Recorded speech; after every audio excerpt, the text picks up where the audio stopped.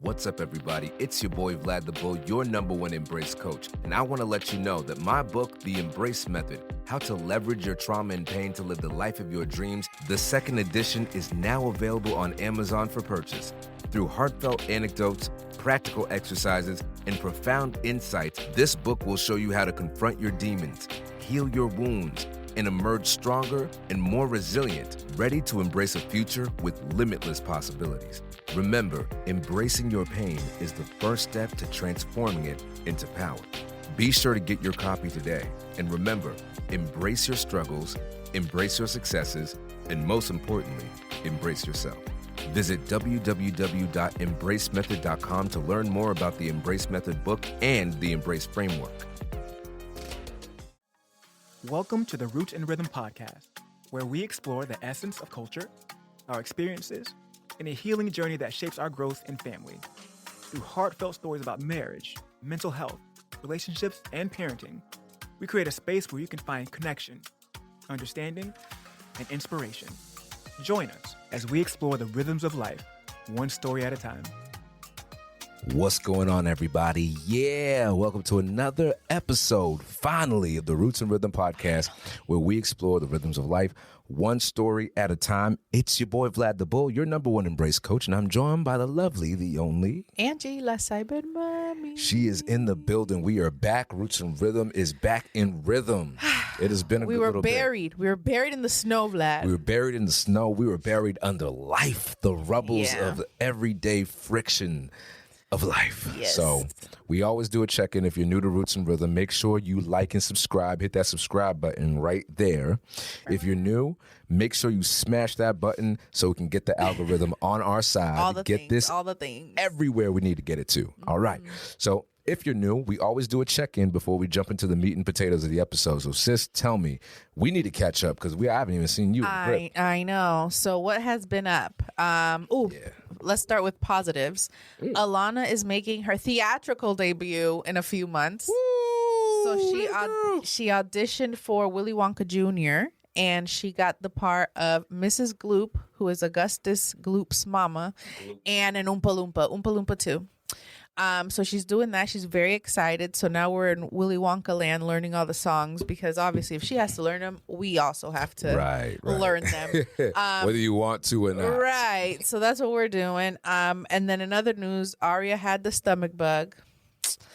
And it was throw up city. Just throw up on me, the couch, her. It was wild. Wait, so can you tell everybody, just back up a little bit, what happened before you had to go pick her up? Because that's why you guys haven't seen us. Oh my gosh. Yes. So I literally got to Vlad's house, put my bag down, and was telling his wife, like, oh yeah, then this is happening, da-da-da. And then I get a text from the school through the app, like, she just threw up. Come get her, pretty much. Those are I was worst, here for like 5 minutes, not even. It's the worst, man. I'm sorry, sis. When Jules told me that when I got home, my heart sank because I know the feeling. And it's worse because this has always been happening when Wallace is gone. So she Wallace wasn't here. Damn. So of course, because if Wallace was home, I would have been like, go get her. Like I'm working. Right. But no, it was on me because he was out of town. Damn. Yeah. And then, but the thing was, so she threw up at school. Then we get home and she's just being her bubbly self. And I'm like, oh, this was a fluke, like kind of like, oh, she threw up, but now she's fine. No, because then she started throwing up on us. And I was telling Vlad, it was like we were in the living room and she just got up to come to me and she just threw up everywhere. And I was like, oh.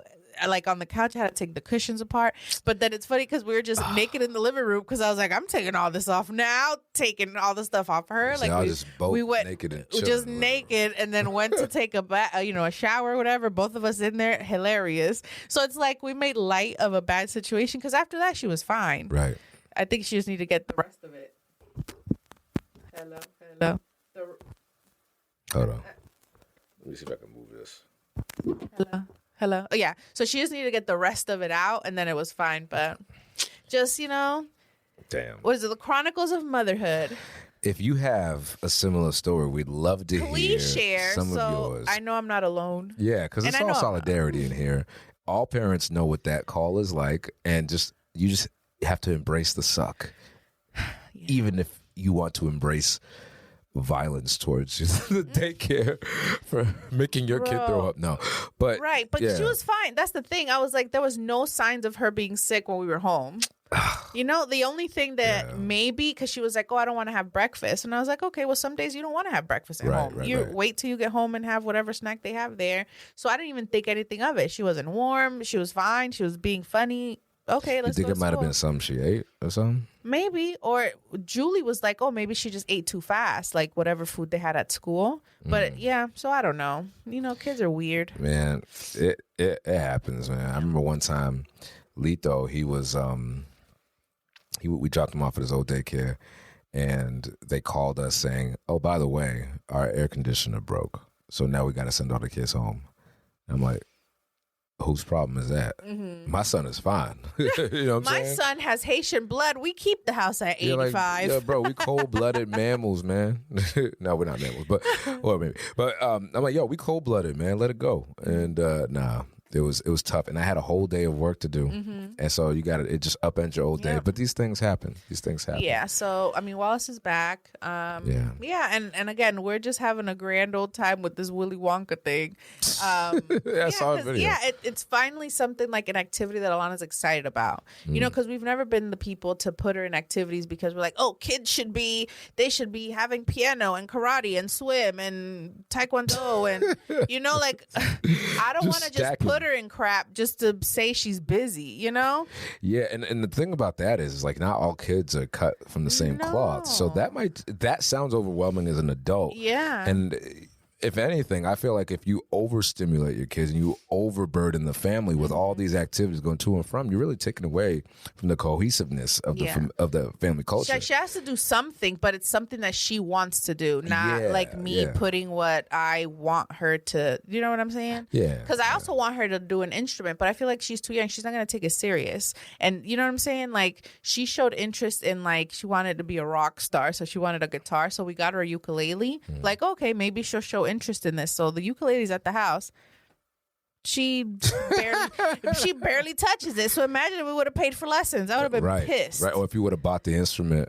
Yeah. Like outright. Yeah. Did you buy it? We did, but it's like a kid one. It's not like Yeah. It's not like an electric guitar over here like $800 or something. Yeah. No. So when I was in high school, me and my best friend at the time, his name was Jose. And we were really into, he's the one who put me on to, I already had an affinity for all different types of music, rock, punk, all that other stuff, but he really got me into heavy metal. And we were like, hey, listen, we love Paramore, we love Avenged Sevenfold. Why not? A garage band.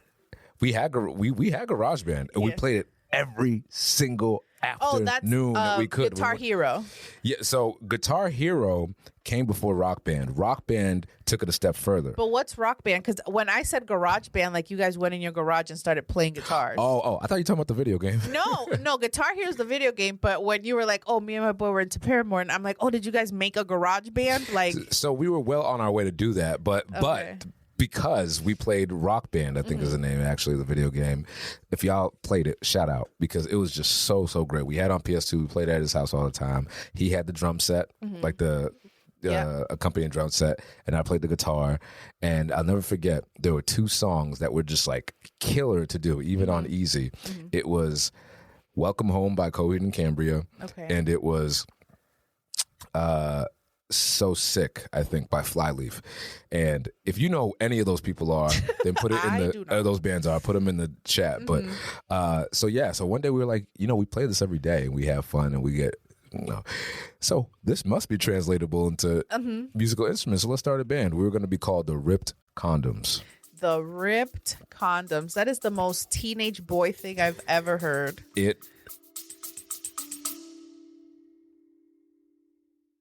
Hey everybody, it's your boy Vlad the Bull, your #1 Embrace coach. Listen, I know that you are enjoying this Roots and Rhythm podcast episode, but I want to take a minute to talk to my fellas. Let's talk energy and vitality. If you've been feeling low, sluggish, or not quite yourself in the bedroom, it's time to check out the Natural E-Man. It's a powerful, all-natural men's supplement created by a good brother I trust, Dr. Quentin Cancel, someone I met in my men's group who's all about holistic health and real results. Trust me, I've seen the impact firsthand. So if you're ready to level up your energy, confidence, and performance, visit naturaleman.com and feel the difference. That's naturaleman.com. The link's in the show notes. All right, y'all, let's get back to the podcast.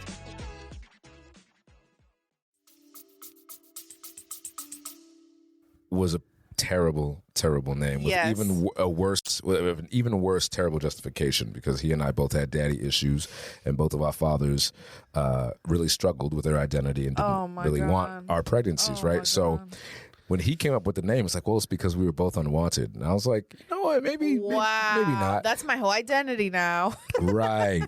So, you know, it's not like we bought merch or got like a domain or anything, but I didn't buy a Starcaster. My mom bought me an electric guitar, and I started learning songs by Paramore on it. Mm-hmm. And then I just stopped playing. And it's still up there in the base, in the attic somewhere. Oh my goodness. That's what happens when you don't take it seriously. That's why you can't buy your kids everything that they like, because 5 minutes later, you're not going to like it. We had... Julie started buying Sesame Street things, so for a Sesame Street themed party for his third. And guess what? By the time he was 2.5, he stopped watching. Yeah, now he wants Baby Shark. That's it. Yeah, and now he don't even like Baby Shark. Now he's onto something else. He still loves Baby Shark. No, he loves sharks. He goes nowhere without his sharks.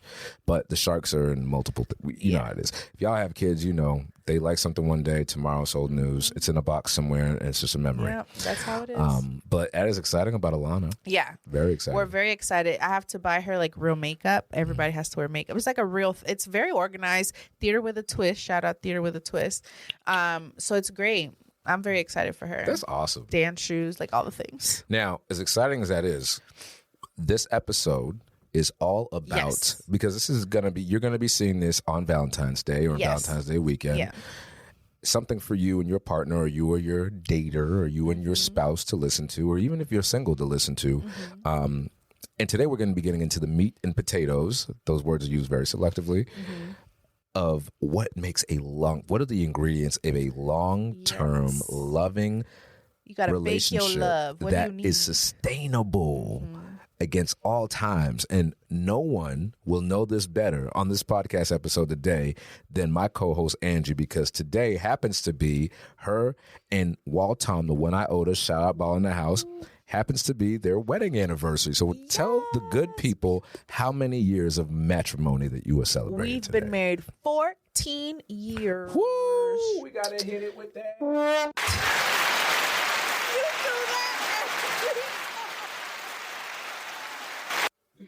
You do that womp womp every time. It's like, and it's always on just me. kidding. It's always on me. But yeah, 14 years, 2412. Wow, 2412. What was I doing in 2012? I probably was just watching the movie 2012. Being a child. Yeah, 2012. I was in college, man. Okay, Wallace and I were 24 and 25, or 23 and 24, almost 25. Yes, I had just turned 21. Yeah, I just turned 21.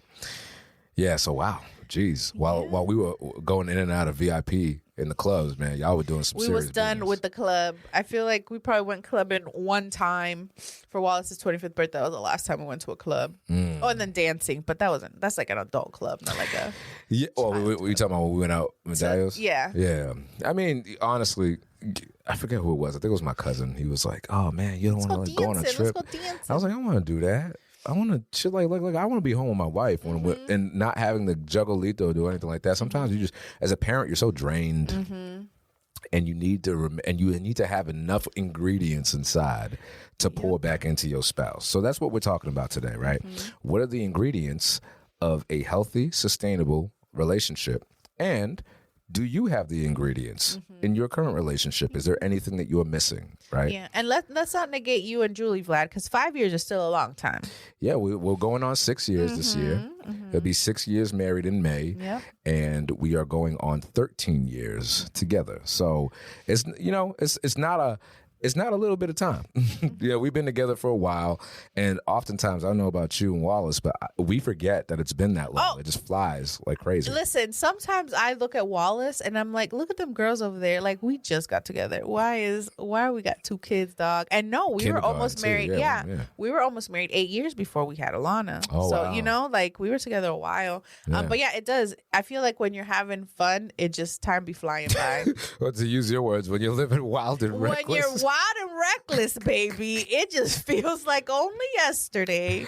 I think that's going to be one of our first pieces of merch that we're going to get for the Wild people. and reckless. Wild and reckless. Yes, that is how we loving live it. our life. Wild, reckless, and loving it. Loving right? it. Yeah. So, to start off, people are probably wondering, listening to this podcast, wow, you said 14 years, right? 14 years sounds like a very long time. Mm-hmm. I remember I shared how long I was with Julie at an event, and his brother was like, man, you better than me. I don't know if I could do that. And I was like, why not? Mm-hmm. Yeah. It's hard to conceptualize that. Well, especially if you've never had that before. Yeah. If you've never been in a long-term relationship, it's hard to conceptualize that. When I met Julie, I wasn't thinking about, 14 years from now. I wasn't thinking about 13 years from now. But when you and Wallace got together, obviously you had big plans, you had big hopes and dreams, and we've talked about that in this podcast. But for those who were wondering and thinking, man, that's a long time, how do you even make it? I could barely get through these 4 months that I'm with this person. Mm-hmm. What has made it possible for you and Wallace to arrive at this huge milestone? I think it's friendship. Like, Wallace and I still be just cracking jokes, and giggling, and everything is funny. Like, nothing is serious. That's why I'm like, how are 2 unserious people just doing life? And they allowed us to take these kids home like we're responsible. Even though we are responsible adults, but we just have a good time together, Like, everything's funny. Yeah, I don't know. But yeah, I think friendship, like, we genuinely like each other. We genuinely want to be with each other. But yeah, that's what I think, friendship. Can you dig in on that a little bit? You said that you genuinely like each other, right? So oftentimes when we hear about relationships going awry, marriages ending, or having really hard, periods of trepidation and doubt. Like, I don't know if we're going to make it past this one. I feel like I'm already at the edge, or I feel like I'm already there, and I don't see how we move forward. And sometimes when I hear stories like that, I'm like, it sounds like you guys don't even like each other. How are you married, right? Well, and that's the thing. I feel like sometimes people stay together because X. Like, oh, we're together for the kids. We're together because this is who I was with when I decided in my brain that I needed to be married. Like, people have these timelines, but I would be with Wallace, and I like to think that he'd be with me, even if we didn't have kids. Like, like I was telling you earlier, we didn't have Alana till we were almost 8 years married. Yeah, well, and that's what I think is pretty fascinating, but also a hedge against y'all hear hedge against inflation. No, but it's a hedge against the trying times later, and especially with the birth story that you had with Alana, the fact that you had 8 years with just the 2 of you. Lily R.I.P. And Lily R.I.P. That is not something that many people give themselves the time to do. Now, we're going to get into why people remain and why they should leave despite wanting to remain in a little bit, right? Like, what are the things that keep people bound when they're well past their prime in marriage? And now, I'm not one to promote divorce or separation, but I am one to promote sound reasoning when it comes to starting your relationship. So let's bring it all the way back to the beginning when you were proposed to. Yes. What are some of the things that you saw that are still in effect today that gave you a sense of confidence to know that you were going to be in this for the long haul and it was going to work? Yeah. So even before Wallace proposed, the reason that I allowed him to be my boyfriend Allowed. was because he was like one of the first guys, Vlad, that I felt like I could let my guard down with. As far as like, because I've always been very independent. I've always been like, I got to handle it. It's me. I'll do it. And it was like Wallace just came in with this quiet confidence that kind of let me be soft. Like I didn't have to like be a go-getter, I guess. Or I didn't have to like put up this front like, I got it. Kind of like alpha female type. You didn't have to be in control. I didn't have to be. Yes. Yeah. And that kind of came full circle when we moved up here. It was just me and Wallace. We all we got because we left all our family and we moved away from everything. How many years married were you when you guys moved up here to Mass? 2015, 3. 3. Okay. So yeah, that's a good amount of time married. Yeah. Right. 3 years, I guess. Yeah. Well, in the grand scheme of things, right? Before you do a major life, because that thing would break a lot of people up. That's what I'm saying. But it's like, not that we were relying on my family, like we lived apart or whatever, but I knew that they were there, you know, and I'd go have coffee with my mom after work. Wallace would get home from work. Like we were just living, you know, in community with my family. But then we moved up here and it was like just us. And I feel like that brought us closer. And I also was able to lean on him even more because in Florida, again, my family was there, and not that my mom was controlling, but it's like, oh, come over, I'll make dinner. Like, it wasn't like us. You know what I mean? See what you're saying. And it wasn't bad. Like, I'm not trying to say that, you know, having that community is bad, but it's like we didn't have to rely on each other for a lot of things. Yeah, it almost sounds like you guys were together and your parents recognize that. And we know the Caribbean parents do this. Right. But it's like, yo, like, just let me make life easy for you. Yes. Come through, make dinner. You can bring Wallace. Exactly. And so it wasn't like me and him, you know, all the time trying to figure it out, because it was kind of figured out for us type thing. Yeah. Like, you know? It's almost like you were It's almost like you were married, but you allowed. There were certain. And as the oldest, I let it ride because that's my mama. Oh, I'm gonna go work with my mom. I'm gonna go do this with my mom. It wasn't like, oh, let me. You know, and Wallace and I would have our date nights and stuff, but I feel like we were more integrated with everyone. You know, which is, again, fine in that time. But I think we got even closer and we're able to develop like what we have because we moved away. It's almost like moving away gave you a vote of confidence that you two can make it on your own. And he stepped up, because even though like he was, you know, taking control of stuff, I was still, again, very independent. Like I found us our house where we were living. I signed up for all the utilities. I did everything because I was doing it already in my adolescence with my parents, because again, immigrant background, and I'm the one sign this, read it I'm the one speaking English and doing all these things, so I just kind of naturally fell into that role when we got married. So I didn't allow Wallace to kind of like be the man, as they say. So I was doing everything, but when we moved up here, he moved first, and I had to let go of the control because he had to find us a place to live. And again, very capable. He's an adult, but in my mind, I'm like, I'm not doing it. He found us a place to live. Like he did everything. Right. And I was like, oh, well, he can. And it's like, I knew he could, but it's like, why would he do it if I could do it? Well, that was going to be my next question for you. So one of the ingredients that we're going to speak of today as it pertains to long-term sustainable relationships is trust. Yes. So when was it that you knew that you could trust Wallace with your life? With my life. Well, I mean, because that's actually a good example right there. Yeah. Well, early on, like I knew that, again, he was a good guy. Like he was very patient. Me and my blow-ups and me and my big personality didn't scare him. Like he wasn't trying to put me in a box or put me, you know what I'm saying, trying to change me.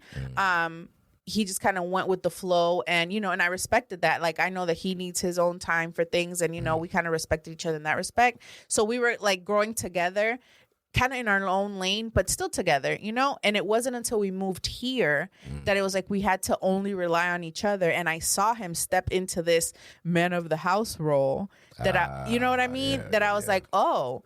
And I trusted him before, but then I trusted him even more then, because I, again, allowed him to do. And then I saw that he can do, because I wasn't in the way. And that's big for someone who grew up having to be the caretaker for so many people, you being parentified in the way that you were. Yeah, right. And when you're the eldest of, 6 siblings? 6, yeah. You're eldest of 6. Your parents are immigrants. You were, you know, you have a mastery of the language that they don't have. It creates a hyper independence that makes it difficult for many people to relent in a relationship. It's like, I've been living my whole life like this. Right. Why do I need to trust you if I trust me? And you get to a point where, right, like when you allow your part, you get out of your own way and allow somebody to let you be soft. That's what I'm saying. And pump your gas.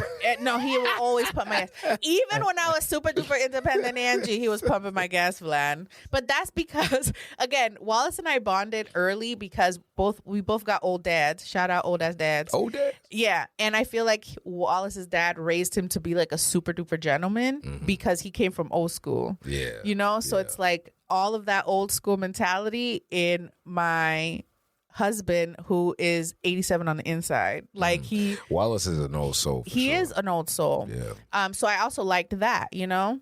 But yeah, so I think it took us moving up here for me to 100% trust Wallace. So I trusted him enough to marry him because I knew he was a good person and I knew that we would have a good life. But I didn't let go completely until 3 years in. Was there ever a time for you? Obviously, this is all great. This is great stuff for the audience to have knowledge of. But some people may be wondering, was there a time where Wallace had already earned your trust and then that trust was tested or almost broken and then you had to reestablish it? Now, a lot of times when people hear this, you think of infidelity. That's an extreme breach of trust. But there are other benign things that make you wonder sometimes that may happen in a relationship where like, oh, I don't know if I could trust you to do this if we take this a step further. Like, I don't know if I could. Did any of that ever happen for you? No. And I think it's because Wallace and I have always been brutally honest with each other. I'm glad you said that. Yeah, brutally honest. Like, because the second ingredient. Oh, yay. The second ingredient we talking about. Vlad has all the notes. We came up with this earlier. Yeah, we did. He has the notes that he can see. That's why he's bringing them in. Yes, I gotta have a reference point, right? Do it. And maybe one day when we have more production stuff, we'll have that big old teleprompter that I could also see. Yeah, wait, I could turn it this way. Yeah. Right there. There you go. I mean, all right. So communication is the bedrock of any sustainable relationship, romantic or platonic. Yes. And you saying that trust didn't necessarily ever become, I don't know, endangered because we had good communication. I mean, if I'm thinking back to when things were, because I don't make any bones about it. When I met Julie, I was so hyper independent that I didn't even know that I needed to be in a relationship to rely on somebody. Like, I always had this survivalist mindset of, I might like you, but someday you're going to leave me. So I need to be, I need to be on my toes, right? Not healthy. And so the way that the time that I remember that I began to trust Julie was actually not what one would think. So when we were dating, we were still living at home. Julie was in grad school. I was in undergrad. When we met, it was my senior year. And then when I graduated, she was working, I was working, but we were still living at home. And on the weekends is when we'd see each other. And one weekend we had plans. We were gonna go out to dinner. We had, you know what I'm saying, we had a hotel booked. And that's what you got to do when you live at home. You got to get it where you can live, man. You can get where you can live where your mama can't talk to you about it. All right. So, we were young and in love, early 20s, we doing our thing. But so yeah, we had all these elaborate plans to go to this hotel. When we got to the parking lot, we were going to check in, and I became very ill, like just out of the clear blue, just like flu symptoms. I had a headache, and over here, my hyper independent, like I can still make it work because I don't want to let her down. Yeah, and I also don't want to miss out on these plans. Like I was hoping for a really great weekend, and I'll never forget Julie's response was, "It's okay," and I laid my head down in her lap, and she just rubbed my head. And I was expecting her to be like, oh my God, like, why would you even do it? Like, I'm so disappointed. I was expecting this grandiose explosion of disappointment. And what I got was acceptance and empathy. I'm like, damn, I can trust you. Yeah. And the reason why that was important was because that reaction I was expecting was one that I expect from my mom. I was expecting like this, this is all like that this Caribbean mama guilt. That Caribbean mother guilt. I was expecting that to come in full force, and when it didn't, I was like, it made me question, like, well, could what I learned be wrong? Could I actually trust you? And I knew that. And that's actually when I told, not that day, but I think like after that, I told her I loved her because we were kind of not on the same plane. Right. Like Julie was ready. She knew what she wanted. She knew how she felt about me. And I just had a lot more figuring out to do. And sometimes you got to get there in a relationship. And you might not realize that a person really does love you and they want the best for you. But you sitting here trying to fight them because you're so used to fighting. And a lot of people go through life like this. Yeah, because you're with your guard up. With their guard up. And they're ready like, oh, I thought you were going to hit. Just, Yep. like, when they used to make you flinch and then you got punch buggy, whatever, 2 for flinching, whatever it was when we were kids. That's what I was expecting. And once I knew that I could trust her, then communication started getting better. Now, that doesn't mean that trust ultimately wasn't broken later, right, on my part. But our communication, even throughout that process and the reconciliation, was always solid. It wasn't solid at first. And sometimes in a relationship, you really got to crash into a wall to start talking, right? And so for those people in the audience who are like, communication, that's what everybody says. I've been with my boyfriend or my girlfriend or my wife or whatever. We've been together for all these years, but we can't seem to get on the same page. What do you mean communication? Well, I think it's more so like knowing how to talk versus like what to say. So it's like you have to know how your partner receives information, and because you can't just give information. What if they don't receive it the same way? Like Wallace can be harsher with me than I can be with Wallace. That is honestly surprising to me. Yeah. So and even at work, I tell people, I'm like, look, just tell me I messed up so I can fix it. Right. Like, don't try to sugarcoat like, oh, well, maybe if you do it this way. No, tell me it sucked so then I could like go back and do it better. Yeah. And that's how I am with Wallace too. Like he could literally tell me, Angie, that was effed up. Yeah. And I'll be like, damn, I'm sorry. Yeah, and you know what? I prefer that mode of communication. Facts. Like you said, it's not even... But everybody can't receive it. So it's like knowing your partner enough to be like, okay, I shouldn't talk to them this way. And you always have to put respect on it too, Like if you know that telling Julie something she would consider disrespectful, why would you say it? Yeah. You know what I mean? And you're going to have lapses. Like we're only humans. Yeah, because we get upset that you don't want... that you don't really and mean. then quickly apologize. And you quickly apologize and make it better. That's part of the communication is making amends. We had an earlier episode where we talked about fighting fair. And dude, if you've been married or you're in concert with somebody for more than 5 or 6 years and you spend a reasonable amount of time with each other and you still don't know how to fight fair, then that tells me that you're not paying attention, or you just have it fixed in your mind. This is how I am, which I want to spend some time about because something I'm seeing on the social media trends these days. I know. You're an influencer, Vlad. Yeah. You be knowing stuff. Yeah, people be like, well, if he married me, that's just how I am. That's just how I am. I don't know why she tripping for. That's just how I am, dog. Like, you either take it or love it. And, I can understand why you might think that. We can explain it away, but that doesn't make it right.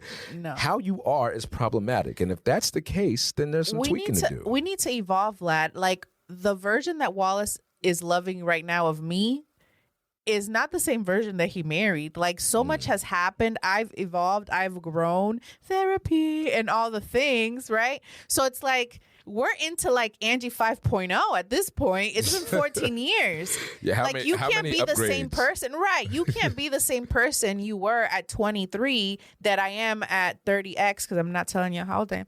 So it's like She's 30-12. Right. You can't be the same person. No. And I feel like that's where a lot of relationships buckle. They're stunted at whatever age they... Right. Yeah. I think folks... not everybody, because obviously there are many people. Julie's parents are celebrating, I think, their 54th. Wild. Which is crazy. Their 54th wedding anniversary. But I think where a lot of people buckle, Angie, is they see where you were with Wallace for the first 8 years before y'all had kids, and this is their standard. They can't go above, they can't go below. This is just where you're at. Your expectations are here. And life is dynamic. It's not static. So you might have enjoyed each other for 7 years, done what you want, did whatever you want. If you choose to have children or you choose to be wild and reckless, then you know that's going to shift. Yes. And you have to adapt. But often what happens with people is they get married for, I don't know. They get married because it's the right thing to do. It's cool. It's cool. This is just a natural next step. Marriage is not always actually the natural next step in a relationship. Not all relationships are meant to go the distance. I'm sorry to say it to you. And again, I don't want to get too far into it because we're going to have a segment about this, but there has to be a bedrock. Trust is the bedrock. Communication. If you didn't have any other degree, if you didn't have any other spices or ingredients in your cupboard of marriage and wedding and relationship, then you need trust and communication. Yeah. Because at the end of the day, dude, if you can't talk to Wallace, Who can I talk to? Who can you talk to? Who if you knows can't me say, more? Yeah. Because think about it. That's what always baffles me with people who've been together for a while, Angie, and they have a hard communication. Like, you know each other better than other people know you at this point. Mm-hmm. Because, for example, me and Julie been together for 13 years. We didn't start living together until, I think, for 5 years into our relationship, which means that the last 8 years, yeah. So the 8 years we've been living together in our face every day, breathing the same air, smelling your funk, all that other stuff. So I'm like, how do you not know me? How do I not know you? Are we paying attention, or were we here for false pretenses? No, literally, Vlad. It's like, if you can't talk to your spouse, who can you talk to? No idea. Now check this out, right? With communication, this is what we came up with, y'all. So bear with us, okay? If we're talking about ingredients, let's go back to trust. So trust is like flour. Without it, nothing holds. Yep, it's a binder. It's a binder, right? Like the other day, I was making a carrot and sweet potato puree, and I had to use some flour in that, and that joint bounded. And if you break trust, you could rebuild it. And this is why honesty matters, even when it hurts, right? And communication is like the heat. Too much of it, it'll burn. Like, imagine if you communicated with Wallace every time that you wanted to say something to him. What's your first thought? Right. No, everything. You communicate. I'm going to the bathroom. It'll get annoying. I'm going to the bathroom. I'm going to the store. I'm going here. I'm going there. Yo, the other day, because I made it when we were at Julie's parents' house. I said, Jules, what? Because she's like, I'm just going to go to the bathroom. You've probably seen her do that. I'm like, why do you keep announcing to me that you're going to the bathroom? When we're home with the kids, I do announce it in case something happens. Yeah. And it's funny because I know you grew up with your brother, but it was kind of just you because your brother did your own thing. Yeah. I feel like y'all don't be announcing stuff. When you come from a big family, you do. You announce everywhere you're going. I used to do it when I was little too. Like, all right, going to the bathroom. And it's like everybody knows where I'm at. You know, type thing. Ain't nobody. Right. No one's checking for you. Nobody checking for us, People checking for us. My parents. I told Julie there'd be days on the weekends, especially. There was no structure in the home. Outside of meals, there was nothing. So everybody was in their corner. My mom was doing Avon and recovering from her 12-hour shifts. My dad was next door with his family. Serge was upstairs, and I was just down here, just watching UPN. Right. I'm going to the bathroom. I'm going outside. Yeah. Going to neighbors. Like, whatever you were doing, you would say. The only thing I do is, because I wasn't allowed to go to like friends' houses unless it was pre-approved and background checks. Like, that happened few and far between. By few and far between, I mean like maybe 3 times in my childhood. So a lot of times I'd just be sitting there watching UPN movies after the Saturday morning cartoons fade. I'm just watching that I shouldn't be watching. Like, I saw Boys in the Hood on UPN, and I'm like, I shouldn't see. Even I know I shouldn't be seeing this shit. You know, that shit was scary as hell. Unsupervised time. So like, it wasn't nobody checking for me. My parents just needed to know that we were alive and breathing, so that they couldn't get filed on. Right? Like, that's literally the only reason why. But yeah, man. Nah. So I told Beth, I'm like, why did your sister always announce where she's going? And she's like, oh, I don't know. I guess I never realized it. And then she did it, but Letha was asleep. She's like, what? She's like, you're right. She does announce it. I was like, what? So, oh man. Uh-oh. What's going on here? Oh, here we go. Okay. Yeah, my little doohickey here. All right. So yeah. So, too much communication will burn. Not enough of it, and it'll be raw. Yeah, it'll leave our cake raw. Whatever it is that we cooking here. Yeah, so our relationship. Yeah, whether you're cooking a dish or baking a dish. Because think about it. We talked about how in the last episode, I believe, when we were talking about fighting fair, or a couple episodes back, we talking about how if there's something that is bothering you, that you've been besmirched by your partner, whether it was intentional or not, you don't bring it up. It will come out raw because you're not cooking. That resentment is just, you can call it bacteria salmonella. You're not cooking nothing. All right. You need to cook. They say, let them cook. You need to cook. And so if you're communicating properly, not too much, because then your dish is done. You over communicate, you're gonna push somebody away eventually.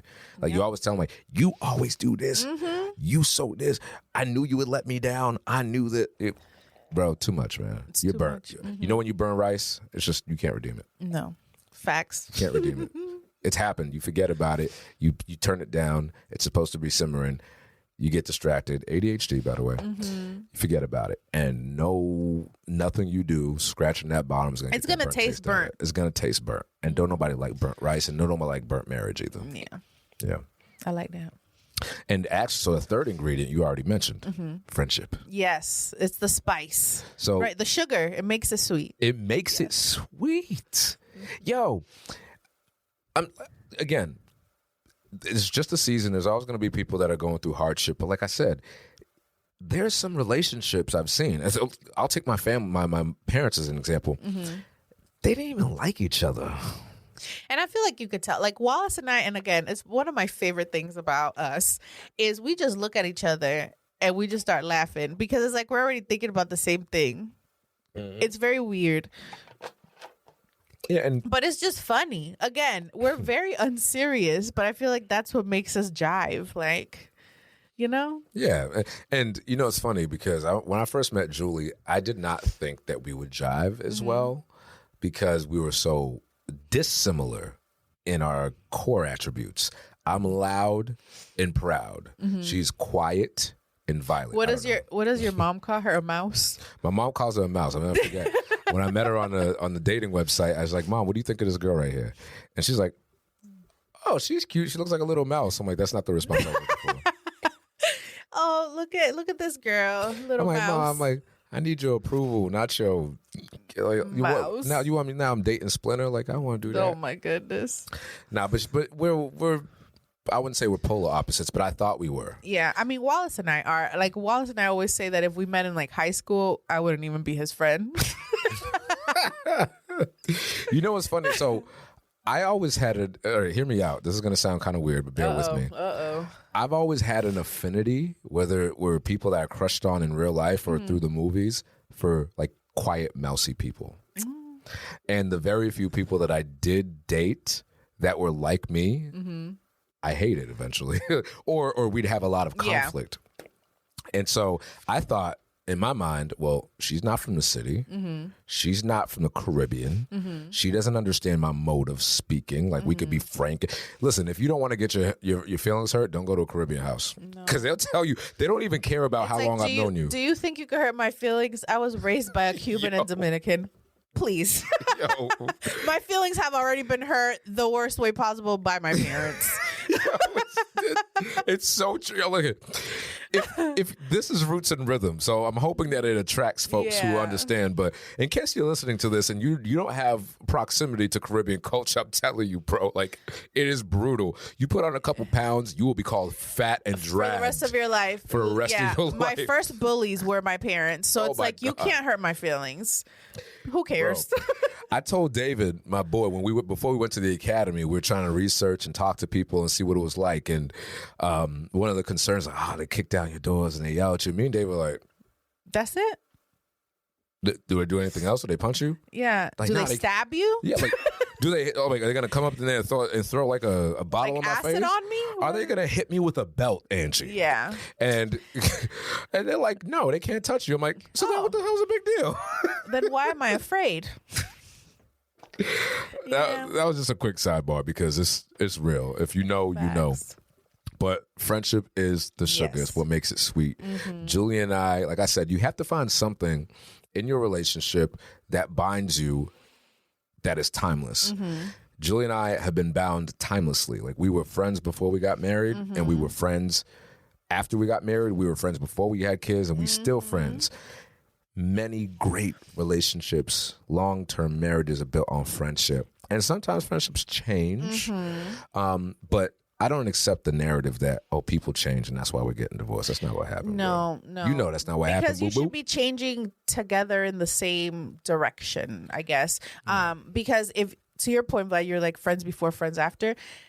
If you're not friends before you have kids, these kids will tear you apart. Yo, hey.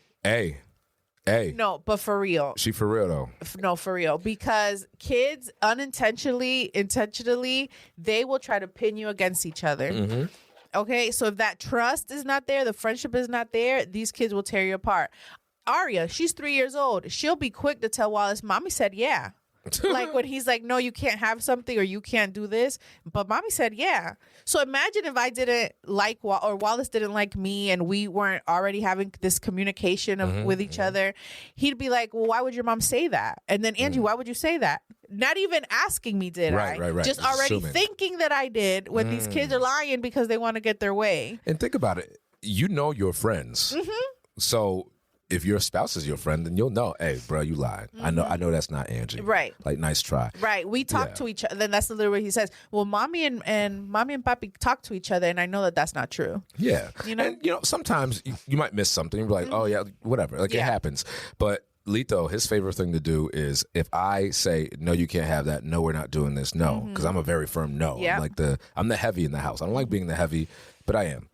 And what Lito will do, he'll be like, and like he'll run to Jules and he'll be like, and Jules will be like, what happened? I'm like, and my face is always like this, like, you know nothing happened. I'm like, I wouldn't let him take my handcuffs to bed. Yeah. And she's like, oh. Like, so, so that's how that goes. But yeah, kids will split you. And it's not malicious. They're not doing it on purpose. Exactly. They're just trying to figure out the world. They're still learning. Testing boundaries, seeing truth and consequences and what's going to fly and what's not going to. That's just how they are. Yeah. Fifth ingredient, Angie. Respect. RESPECT. You ever see that video of that lady who was God bless her, I don't know what was going on with her mouth or her lyrical recollection, but she totally messed up the words like RSPT. That's what it means. RSPT. Respect. Whoa. And her friend was trying to like correct it? No, she was trying to like encourage her. Boosting her up. And she tried to boost her because she was standing behind her. You can see her face like, yeah, girl, yeah. Oh, wow, boo, you just jacked that up. A real friend tell you, yo, hey, Stop. You shouldn't have took that. Stop. Don't even try. But respect. This is the non-negotiable. We talked about it. We're going to say it again. Respect is non-negotiable. This is something that we cannot deviate from in a relationship. Once respect is lost, it throws everything out. If you don't respect me, how can I be your friend? How do I communicate? How can I, be in league with you if I don't feel respected by you? And what are some of the things that erode respect?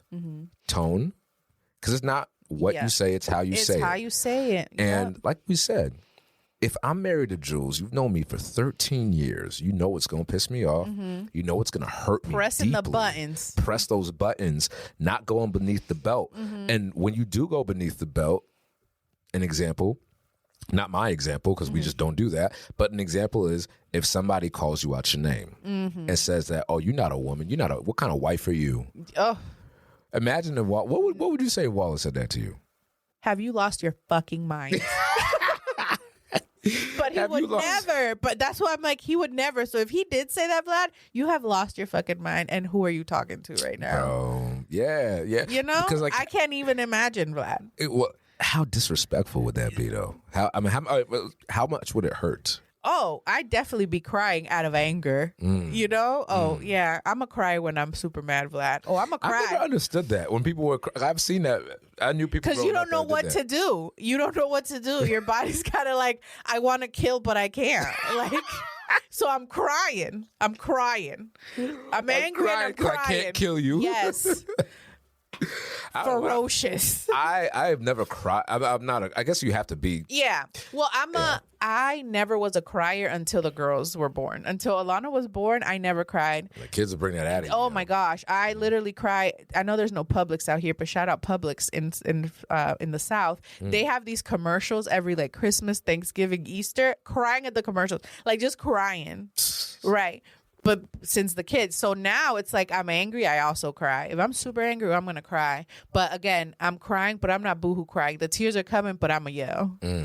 That's how I've only been angry like that probably twice. I'm more of a delayed crier, right? Like I had a really good cry this morning, and it was needed, and it wasn't because I was angry; it was because I was overwhelmed. Yes, and and for those of you who are new to this podcast, and that might be and that sounds like a shocking thing to you that we're talking about expelling tears from our tear ducts.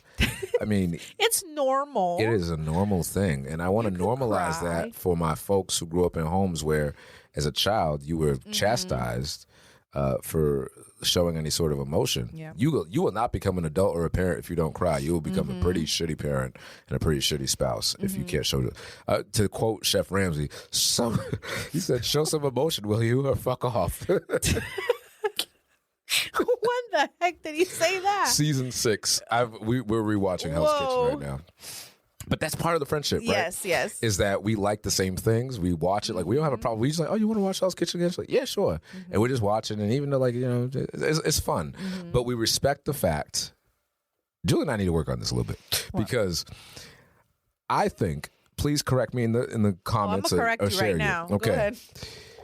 I think if you and your spouse have a show that you like to watch together, I'm not going to say it's disrespectful, but it does hurt a little bit. It stings if Jules jumps ahead in an episode. That's emotional cheating. That's emotional cheating.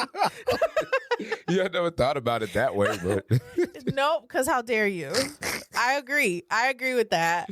Yo, Jules like, oh, I can tell you what happened. I'm like, that's not the point. No. And the only reason that I would allow it is because Wallace and I watch shows and I know he's going to be on the road. So we agree. We're like, okay, you can watch 2 episodes while you're gone, and I'll watch the next 2 while you're gone. But we have to be back to the same where we left off. Yeah, but you guys are home every single night. Like, no, come on, stop bro. cheating. Like, what's the like? Stop what? cheating on me emotionally, and yes. Like, are you trying to hurt me? Right. Especially if it's like a really like prolific show. You know what I'm saying? Like, I'm trying to figure out what's happening. So then Julie says, well, I just told you what happened at the end of the episode. What's the big deal? It's not the same because I'm missing the nuances of the episode and the little bits that I might need for later. Yeah, I agree. And I need to see it for myself to interpret it. But also, I like watching this because I watch it with you, and I want to experience the emotions with you as we're watching it. And we watch a lot of relationship-based programming as well. So I'm like, I don't want to, you know. But then with Jules, like, oh, nothing really happened, and then I'll see the review. Nothing really happened to you. There's a lot going on. I'm like, damn, I missed like half the episode. Right. But then Jules was like, but you fell asleep. I'm like, I don't care, because what happens is, I'll stop as soon as Jules falls asleep. Oh, you do? Does she know that you fall asleep and keeps going? Or because sometimes that happens and Wallace is like, oh, I fell asleep. I wasn't even paying attention to you. And well, she'll be like, well, you were like, well, because the thing is, I'll be falling asleep and be like, nah, I saw that. Oh my gosh, Vlad. Well, no, that's not the same. I thought she was like going out of her way. Like right now we're recording, it's evening and she's up there. Yeah. And she's up there watching the episodes because you're busy. No, that's different, Vlad. So I mean, that's a little humor there, but I don't deem it disrespectful, right? Yeah. Disrespect is when you say something to someone that you know is going to hurt them. That you know is going to hurt them. You cross the boundaries. You don't care about crossing boundaries anymore. Whereas boundaries never got crossed. Now they're being trampled on. You don't respect their autonomy. You don't respect their communication with other people. You don't respect their friendships and relationships. You don't respect their requests, their like, you know, it's tough. Whether you've been together forever, you've been together for a cup of coffee, respect is... and it's different to everybody, right? Yeah. So something that might disrespect you might not disrespect me. I'm just going to take it as like, oh, okay, that's fine. No problem. So yeah, again, knowing your spouse, knowing your person, and knowing what those buttons are so you don't push them. Exactly. Now, after respect, the 6th ingredient is forgiveness. Forgiveness is the oil, y'all. So the oil is, you know, primes everything, right? Keeps things from sticking and breaking. It keeps things from sticking and breaking. And this is why this is important, because, again, some might think of forgiveness and think of this big no that you committed, and I have to, please forgive me for the please don't break up with me. Don't leave me, girl. Like going Blackstreet on it. But, yo, sometimes you mess up. Yeah. It happens. Sometimes, like, you know, you say something out of pocket or out of fear or anger, whatever it is, or it's just something benign. Like, I left the stove on and I forgot and it burned your food or something. Or like one time I left Julie's, this has happened multiple times, but we'll go out to a restaurant, we'll have some takeout containers and I forgot it. in the car or something, and then like it goes bad. Or no, this actually happened when we went to see Micah. Shout out Micah from Sons of Serendip. Sons of Serendip. Oh yeah, for Christmas. It was so good. Christmas show, that was nice. It was. Oh, tag them. Tag Sons of Serendip. I'm gonna say Sons of Serendip. If you don't know, if you haven't experienced Sons of Serendip, please.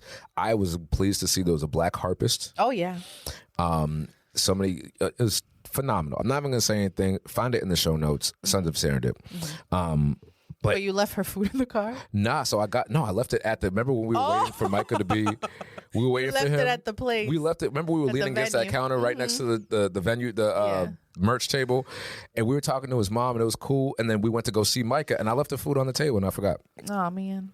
So I said, "I'm sorry, baby. I'm sorry. I know you wanted that food. I'm so sorry. Please don't leave me because I left your food out." No, and she's like, and it's not that drastic, right, Angie? But that's like the fabric of our communication. You were quick to apologize, and she was quick to forgive, and I think that's the thing. But that could only happen, Vlad, if you already have a solid relationship. Because if it's something that keeps happening and you keep apologizing, it's not a real apology if the action doesn't go with it too. Yeah, because at that point, the apology is just to pacify you until the next time it happens, and then you just want some people apologize because they just want to stop having the conversation, and that's not. And they want the forgiveness so that the person stops holding them accountable. Exactly. And that's just not. That's not real life. Forgiveness for some is just accepting the fact that things couldn't have been done any differently. Right. I love that definition. Shout out to Oprah. Hope to have you on the Roots and Rhythm podcast someday. That would be dope, right? Wow. Super Soul Sunday. Hey. But yeah, it's keeping things from sticking and breaking. Letting go without pretending the pain didn't happen, right? Just forgive and move on. 7th ingredient. You might want to write this down. This is growth. This is the yeast. I'm not talking about that yeasty stuff. I'm talking about... What is happening? What is life? Yes. Evolving. This is the yeast. Evolving together. So I literally said that. I was like, this is what Angie 5.0 that Wallace is loving on, right? We've evolved together. You can't be stagnant and stay in the same place, or since we're talking about ingredients, stay flat. You have to grow together, evolve. Instead of outgrowing each other, you evolve, right? Yeah. So, I'm not the same person that I was when I got married. So many things have happened. We've grown together. We've moved a bunch of times. We've added 2 kids, bought a house. Like, a lot has happened. And it's crazy to think that I'm going to be the same person I was. And Wallace isn't the same person he was either. This is one that bothers me a little bit. Because when it comes to men, especially, something that I've seen is a classic example of a relationship growth is your aesthetics, right? I think men we're so visual that we expect our wives or our partners to look exactly the same as when we met them, and if they fall anywhere sub of that standard, then they're just no longer attractive, and that shit bothers the fuck out of me. And this is why it bothers me, Angie. If you could see what I saw in that operating room when my wife gave birth to our son, it changed all of our lives forever. But I've never had more love and appreciation of her beauty than that moment. And not going into gory detail, but it was... I've had 2 C-sections, Vlad. Your guts are on the table. Okay. Yeah. Okay. Like when you see... It is what it is. We don't like to sugarcoat here. Yeah, we're not going to sugarcoat it. When you see the love of your life losing blood. Yeah. Yo, bro. You just beautiful because you're here. And I'm not saying like if you're worried about your partner's health, then you need to say something. Right. But I mean, dog, like you will grow. I do not look the same. Like I was looking at old pictures of Jules and I the other day when I was digging around for their birthday. Because I like to show people the history. Oh yeah, that's history, cute. right? And I'm like, these are all the pictures of you being 2. Now you're 3. Right, exactly, right. So 13 years ago, bro, like I wasn't the same. I was like 7% body fat, and I was all muscle and all that.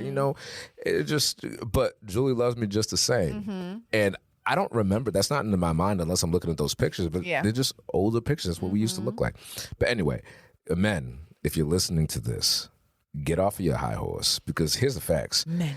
Some of y'all don't even look the same as you did last week. And you didn't give birth. And you ain't give no birth. And I'm just going to be real. I'm a man, and I'm steeped in my masculinity, and I could never survive childbirth. It is what it is. So give your partner some grace, yo. But that's the physical thing. I just need to get out the way for the guys. But you should strive to grow with your partner. Because I tell you, Julie and I don't even know the same stuff that we did. Like, if you were to tell me that we would be managing real estate together, going through 3D real estate transactions, managing a rental property, doing all, like, that's not something that we were thinking about when we first started dating. But it grew along with us. We had to grow through it. And the great thing about a relationship is you get to grow together. That's right. Now, if you're the only one striving for growth, that's a red flag. Yeah. Right? I agree with that. Yeah, both of you have to be going in the same direction because then you're like pulling someone, right? Now you have a burden because now you're trying to get ahead, dragging someone that doesn't want to change. Evolve. Let's evolve together. Evolve with a capital evolve. Okay? The whole word. Number 8 is gonna awaken some of you who might be falling asleep to this. What's the spice, Vlad? The spice. Can somebody guess it? Can you guess it? Yo, Jules, guess it. Intimacy. Yes. Now, let us clarify. Intimacy is not just sex. But it's sex. And. It's sex and emotional closeness and vulnerability. Here's the thing. Again, I work with men. That's why where I get a lot of my my quips from. Intimacy for most men, or the average male, is when they hear intimacy, they're like, oh, sex. And so I was having a conversation with my boy the other day, and we were talking about intimacy. And he was like, oh, you mean sex, right? Oh, yeah, we did. Like, I like what she used to do. I'm like, no. I mean, like, when was the last time you guys just held each other? When was the last time y'all held hands? Like, when was the last time? Do you just kiss your wife when you're looking for something? Do you just touch her body when you're looking for the whole shebang, when you're looking to get in them drawers? Or do you just appreciate her? You grab her, you pat her head, like you touch her hand. Like, these are the things that make people feel vulnerable and loved and desired. You know what I'm saying? Like, and correct me if I'm wrong, but women want to feel desired by their husband all the time. So and you probably know the difference between if Wallace is just trying to get in them drawers. Oh, yeah. Facts. Or if he's just trying to love on you. Exactly. Right? Exactly. And we need that closeness because that's where I think where you get, I don't want to say the most pleasure because that'd be a lie, but that's where you get like that's how you get that togetherness. Like, like someone has your back, like someone's like checking for you pretty much, like you need those moments throughout the day. And I think when you don't have them, life isn't as flavorful. It's the spice, Vlad. It's the spice. It's the spice for a reason. And let's just keep it a stack. The sex is great in general if everything goes right, but sex is even better with somebody you love. Oh my gosh, yes. It totally is like agree. Not even the same now. I'm not gonna go to. I'm not one of those dudes that be having a body count for like 100 people. Julie and Wallace are not the type to share these things, so we're not gonna. So we're not gonna do that. No. All I will say is that intimacy with my wife is bar none to anything I've ever experienced because I trust her, because we're connected, because we communicate so well, because we're committed. One flesh, as the Bible says.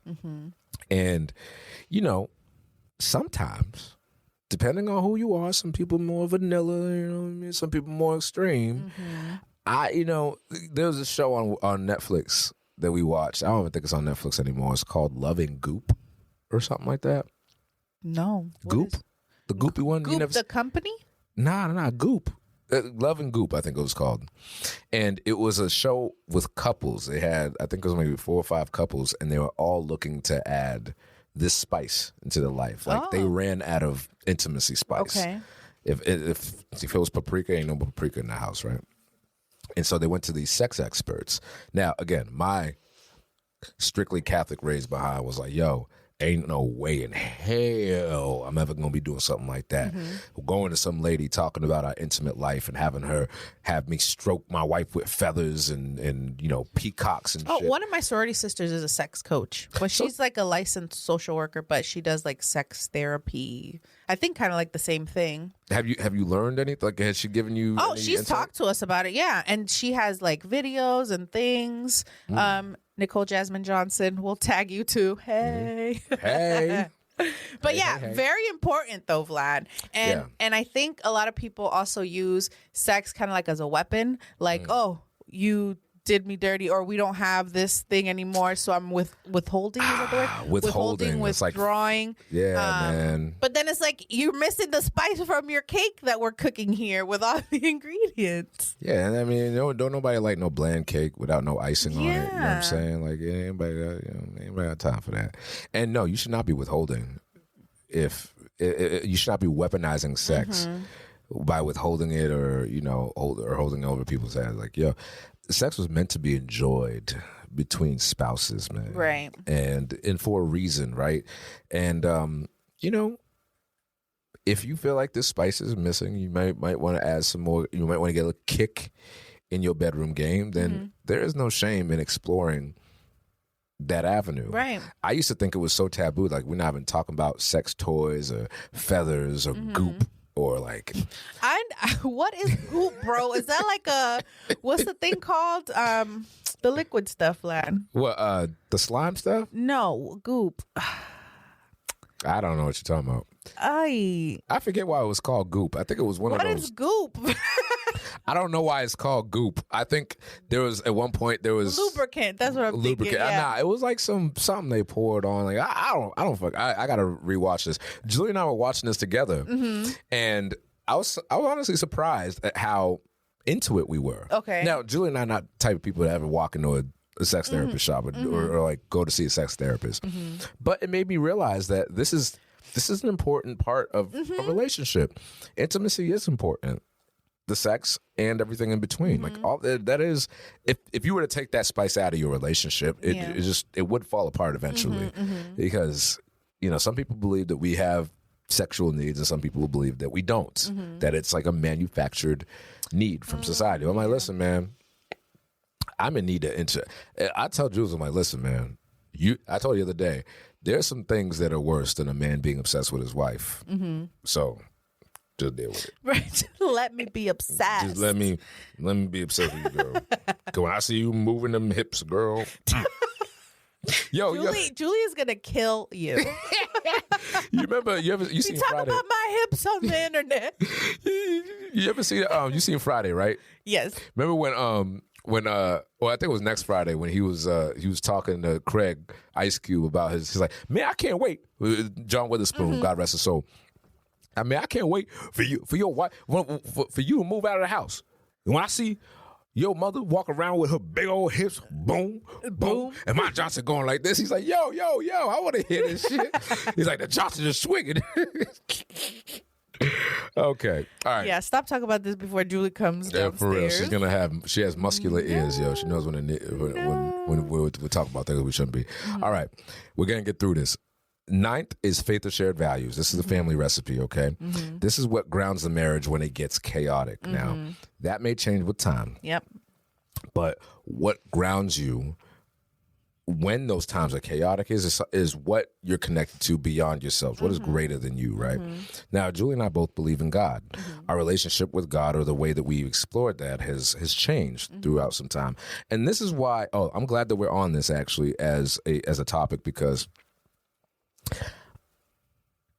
I see this in a lot of religious or legalistic homes where legalistic. Thank you for saying that. Because, legalistic, not there's nothing wrong with religion, but legalism is exactly what Jesus preached against. This is exactly what Paul did not want the members of the church to be experiencing in their personal lives, because legalism is not about intimacy or connection with God more than it is about control and rules of doctrine. Yes.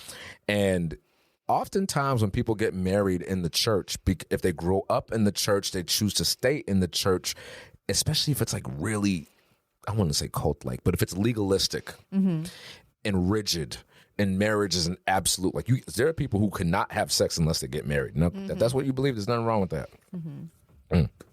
Not me, but because I'm like I had to, you know what I'm saying, I gotta know what's going on. Yeah, we're compatible.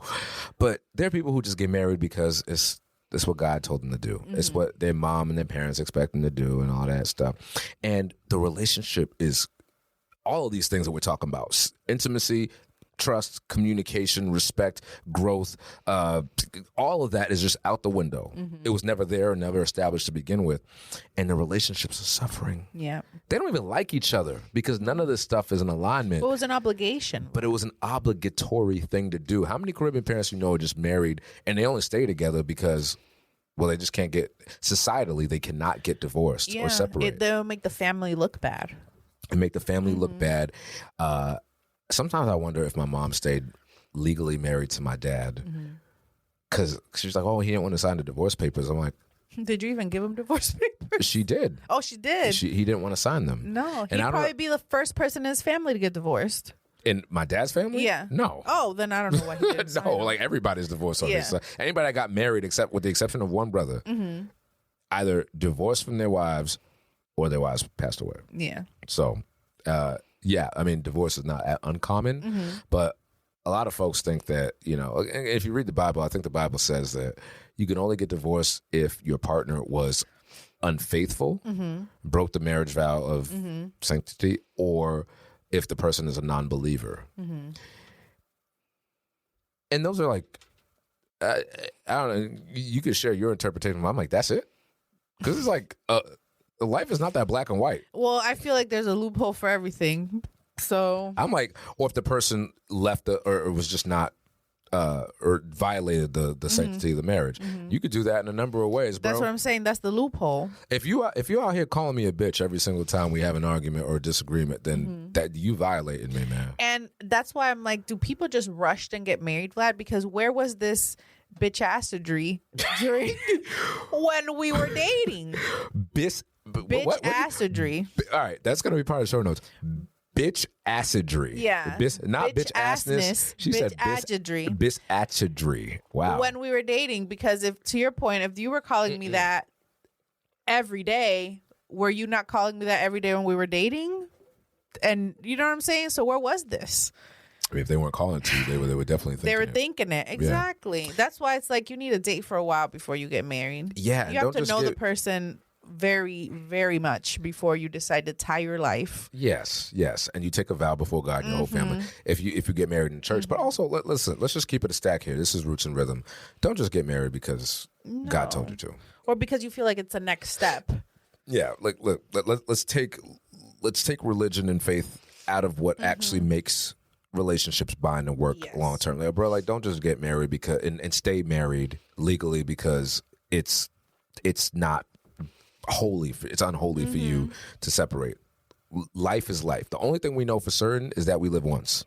That's the only thing we know with absolute certainty. We know that we're born. We know that death is on our doorstep at some point. Are you going to live your entire life thinking that you just have to grit and bear it? I know this happens because I was raised, my mom's like the most Catholic person you know.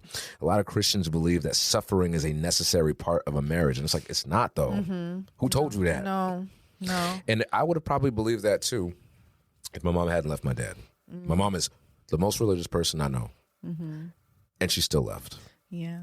Well, the other thing that I don't like that people say is that like, oh, marriage is hard. And I agree with that, but not really. Like, yes, marriage is hard because you have to decide every day to stay together if you have this tumultuous life of things happening. But it shouldn't be hard every day, whereas I'm really like, damn, I got to be with this person again. Or dang, these situations are happening and I have to stay. I don't think marriage is hard at all. And I think it's not hard because we are friends, because we communicate, because we put in an effort, because we date each other, because we're doing these things. So that's why I don't agree with like, oh, marriage is hard. It shouldn't be hard. Life's already hard. Yeah, your for real. marriage should not be hard as well. Yeah, you know what? I'm glad you said that because I've never really understood that. I was out with my cousins the other day, and this was for some wild math, okay? My oldest cousin, he and I are like 17 years apart. And our uncle, who's older than all of us, has been married for a lesser amount of time. So basically, he and his wife, because they got married young, they've been married longer than my uncle and his wife. Yeah. Which is kind of crazy to think about. And their kids, my cousin's kids, are older than our first cousin. Oh, yeah. I mean, welcome to having an old ass dad. Like, damn. When I said, I'm like, damn, you like literally the veteran in the family, but you've been married longer Yeah, than I have cousins. I have first cousins in their 60s. Because my dad's the baby of 6 and he's 87. So all his siblings were older than 87. So that means they had kids. Damn, that's You know a lot what of I math. You know? Yo. Yeah, so that's old ass daddy club. You were born in honor an uncle. Yeah. Part of life. Like, yeah, he said, so we were asking him, like, damn, man, because my cousin, his brother was like, yeah, man, I took my hat off to you because you've been married the longest. Like, shout out to you and Vlad for showing us how to do it right. Now, this is my cousin who's like, he and my oldest cousin are only like a year apart. Yeah. And so I'm like, yo, damn, that feels kind of good because I'm like old enough to be your child.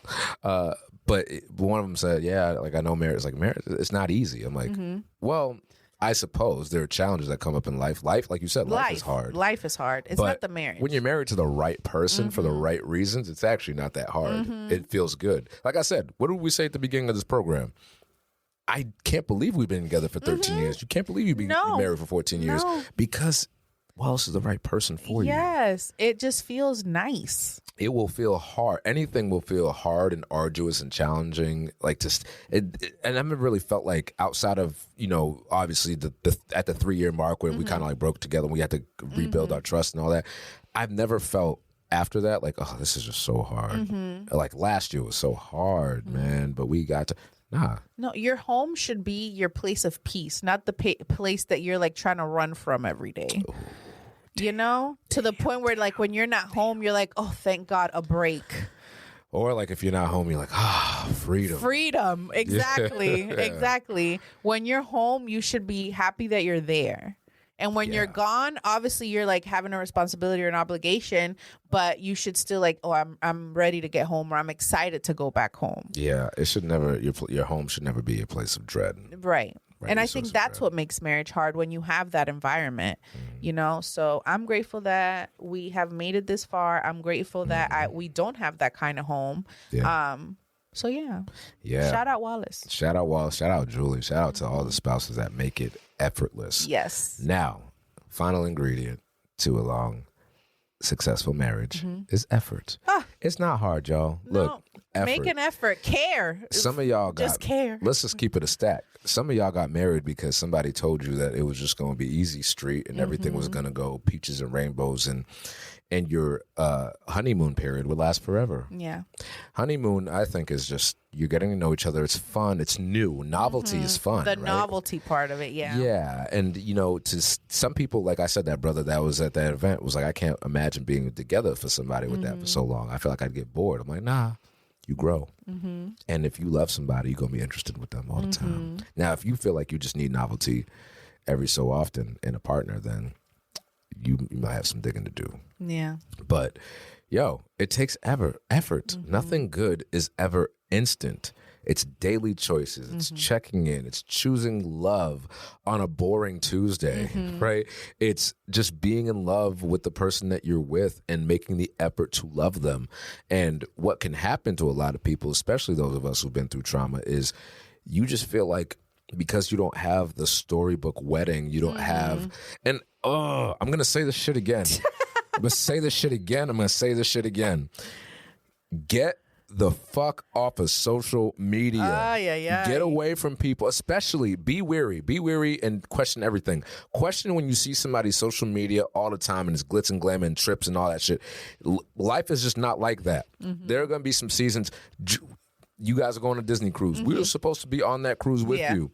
And some things happened. The government shut down. Funds. We just didn't have the money to go. That doesn't mean we'll never go. But imagine if our marriage fell apart because of that. Right. Because of Disney. Be for real. Like, we don't need something external to make our relationship worthwhile. It takes effort. Like, we are not here. You are not with Wallace. We are not enjoying this soft life with our partners because we got married. It's because we chose every day to remain. Every day we decide, to do all these things. I agree with that, Vlad. And that's such a good analogy about the Disney cruise. Because, I feel like if that would have happened to anyone else that doesn't have all these ingredients already, it would have fell apart, you know? But you guys don't need Disney to have a Disney good time here at home. Because you know what? I just love being home with Wallace. Word. Like, yo, I told Jules, I'm like, damn. Just a chill Saturday laying around on the couch. Just chilling. And that is, you know how they say this don't smell, if something smells like bullshit and it doesn't pass the sniff test. The sniff test is if you were locked up, and that's why COVID was so consequential. Oh, yes. Because so many people COVID and the snowstorm that just word. There's so many people that have never been forced. They had the kids and they had the vacations and they stay busy, but they've never been forced to just remain together. That's why they don't have date nights. That's why they don't go on vacations together. That's why they don't ever let their kids stay with anybody else because nobody can be with their kids except for them. They subconsciously put those barriers in the relationship because they know they can't stand each other. And that doesn't pass the sniff test. Like, yo, if COVID could happen tomorrow and you'd be like, oh my God, this would be so bad, then bro, it's either not the right relationship or you're not putting enough effort in. Anything worthwhile takes effort. Takes effort takes effort, takes time. So it's not going to happen overnight, right? You don't learn to communicate overnight. You have to repeatedly keep doing it till you perfect the recipe. So for those of you who think, I know who it is, I gotta get married right now, and that might be different for folks who are older listening to this program. But yo, dude, if you meet a homie or homegirl at the age that we met our spouses, our early 20s, and you thinking that, okay, 2 years, it should just be good. A year should just be good. I should just know what I'm doing. Dude, it takes time. Yeah. It takes time. So here's for closing. If you're listening to this, we went through the 7 or the 10 ingredients, okay? That's a lot of ingredients.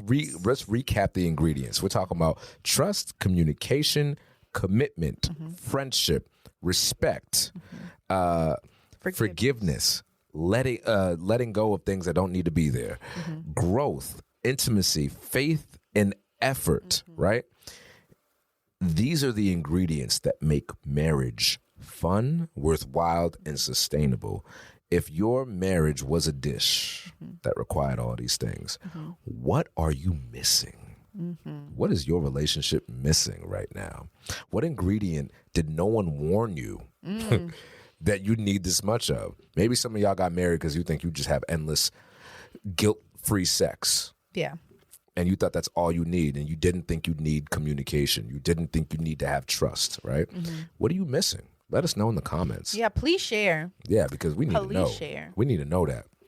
And that is my final thought. It's more of a question of reflection.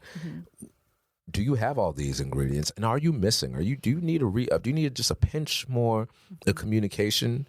Because some people just think they're just ready to give up on a relationship because they don't have enough intimacy, or somebody's just not putting enough. You're not buying me enough gifts. But or whatever your thing is. Right? Or whatever your thing is. But if you've got respect, if the person respects you, you've got communication, you got the trust. Do you really need a Gucci bag every birthday? Right. If you've got everything else, because we talk about it all the time. Yo, the dating pool ain't shit right now. Yeah. And it probably will remain not to be shit as long as social media reigns supreme. Because you got everybody showing you the highlights. Yeah, and the economy the way it is now, can you afford a Gucci bag every birthday?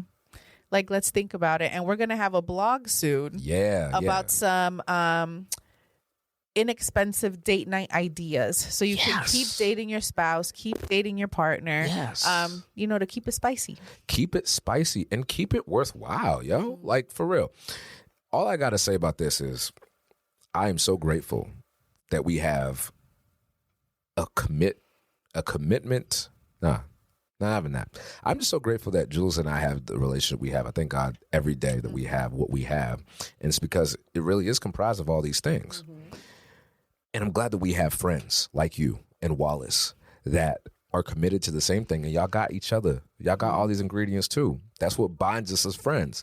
And if we're missing some, we help each other. Iron sharpens iron. When we get together, I feel like we talk about all these things and kind of like give each other like tips or suggestions, like, oh, we're going through this, try this type thing. And that's just kind of how we keep the village together too. Like, again, we don't want anyone to like go through problems that we can try to fix. Yeah. Like, and a lot of it is fixable. Yeah. And I think that's what folks really, it's too bad. You see marriages end and you think that, oh, was it because of this, that? And it's just like, you just needed to pinch more effort. You just got to try some more. Or more communication. Just talk about things. So listen, you're listening to this. It's Valentine's Day weekend. Have a good time. If you haven't done it, be a little reckless, yo. Don't be too reckless. Don't be wild and reckless. Don't be out here having good loving if you know you can't afford a third child and you don't have no birth control. Okay, or like a November baby. Don't be having no, oops. No November Thanksgiving babies. Yeah, there's a lot of y'all. Like, listen, Hennessy's probably created more accidental families. Than not. Okay, so have a good time. Jules and I will be staying at the Encore. Oh, nice. Because the day before we're going to be there for a conference, the Mental Health While Black Conference. It is put on by Dee Dee's Cry. Shout out to Dee Dee's Cry and Toy Burton. That's beautiful. It's going to be a great time. Well, I don't know what we're doing, but I know our church is doing like a parents kid free night or whatever. Yeah. So we're going to put the kids there and they'll have a good time with the young adults. They're trying to raise money. So here you go, guys. Here's my children while we go do something. Talking about inexpensive date ideas, like, bro, stay in and cook a meal together. Yes. Cook a meal together. And while you're cooking your meal on Valentine's Day, if that's what you choose to do on this weekend, then while you're doing that, let's maybe review this episode. Maybe listen to this episode. Nice. And see where you need a dash of something while you putting a dash of something in your meal. Because it is never too late. Sometimes it is too late. Like if you oversalt, it's too late. If your rice is too salty, you can't fix that. You can try to. I've tried. If you put too much water in your rice and it comes out mushy, it's dead. You can't do that. I've had to throw out a whole plate. I've tried doing the whole thing where you put the mushy rice on a baking sheet and you broil it for you try to save it. I know you try to save it. Things, and I know this is like off tangent. Sorry, guys, but I know if something's too salty, they say you can add like a potato and it takes like the salt away. The starch absorbs. Yeah, like there's some tricks. I've never tried it because again, #perfect rice.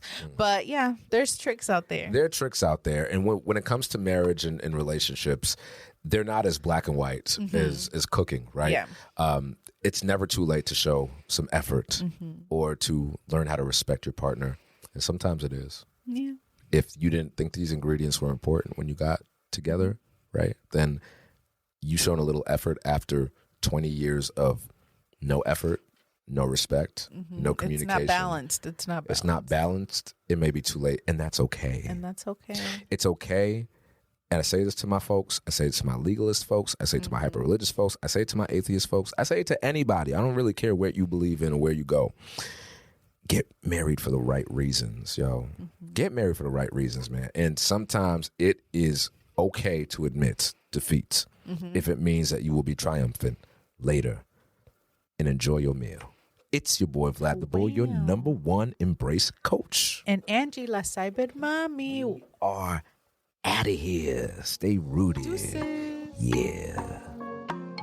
Thank you for listening to the Roots and Rhythm podcast. Make sure you like, comment, and subscribe so you can stay notified for all our updates, including new episodes. Until next time, y'all, stay rooted. this watch, so it's counting my steps. It's pretty cool. But I need new tennis shoes, Vlad. I've had my tennis shoes since probably before Lana was born. So do you have any recommendations? I know you're on your fitness all the time. I used to think that you had to spend at least $150 on shoes, sis, in order for you to actually get some quality ones. But I'm telling you, these new shoes that I tried out, it's like you're walking on air. Matter of fact, you don't even remember you're walking on them at all. It's like you don't even remember you put your shoes on. One time I thought I was barefoot. I'm like, yo, where my shoes at? Oh, I love that. And are they light? Oh, they're super lightweight. They make my old shoes feel like dumbbells by comparison. I'm telling you, these shoes are comfortable, they're lightweight, and it doesn't even feel like you have them on. And on top of that, you can wear them anywhere. They're designed for people who are on their feet all the time, for the moms and dads who are chasing around the kids. So I would highly recommend them if you're looking for something new. So what are they called and where can I get them? You can get them at standplus.com. You go to standplus.com, put in our promo code 80X for an exclusive discount off of your next pair. They are the best all-day recovery shoes, so go ahead and get you a pair. I'm excited. Thank you, Vlad. Come on, let's do it.